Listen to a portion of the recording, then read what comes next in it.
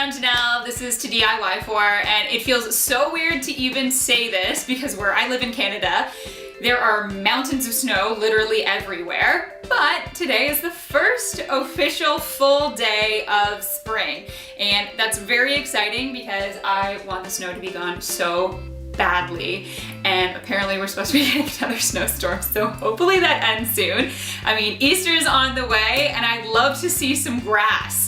But with Easter on the way, maybe you're going to be decorating Easter eggs. You can paint them, you can dye them, but if you do the same thing year after year, it's a little bit boring. And if you've got kids at home, there's so many different fun techniques that you can try out with them. I've actually done these videos in previous years. I will leave those techniques linked down below. Some fun ones there. I know I did one year with shaving cream. That was a cool one.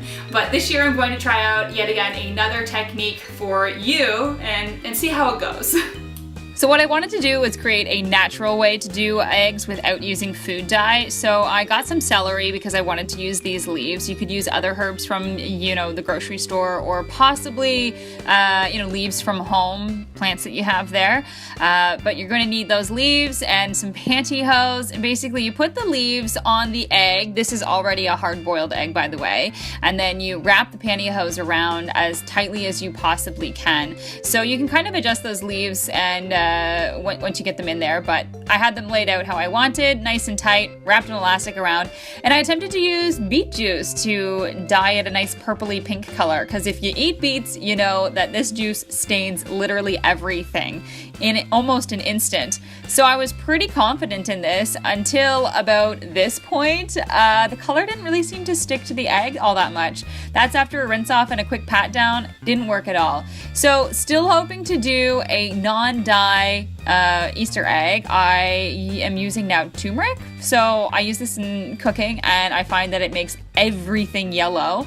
So I put a little water on the egg and a little bit of that spice, and as you can see, the egg is turning nice and yellow. You don't even need to use water. You can honestly just press this into the egg and get different colors, paler or a darker yellow, and it kind of created a cool little marbled effect. So this is the egg that I cracked open, and it was a purpley pink color inside, and this is also the same egg that I attempted to dye with the beet juice. So I'm assuming that's what happened, but it wasn't cracked at all, so I have no idea how it got inside.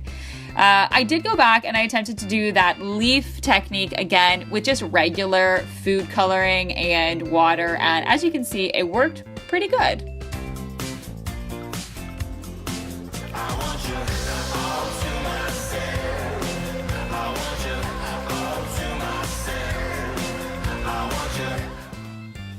So what'd you think of that technique? If you don't like it, don't worry, there's plenty of other techniques that you can try out in previous years. I will leave those linked down below. Some a little bit more messy, like the shaving cream one, but it was still one of my favorites that I've ever done, and some less messy. But either way, all really fun activities to do with the kids, possibly, if you have them at home.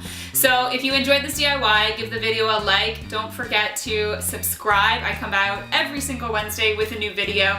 And also, if you try out any of my DIYs, I'd love to see it. So send me some photos on Instagram and on Twitter. You can follow me at JanelleSteeper, and then just tag me in any of those photos. I am always looking for new DIY ideas, and I do this for you. So what do you want me to make? Please leave your suggestions down below in the comments, or you can always tweet me at JanelleSteeper. Cheers, and I'll talk to you next week.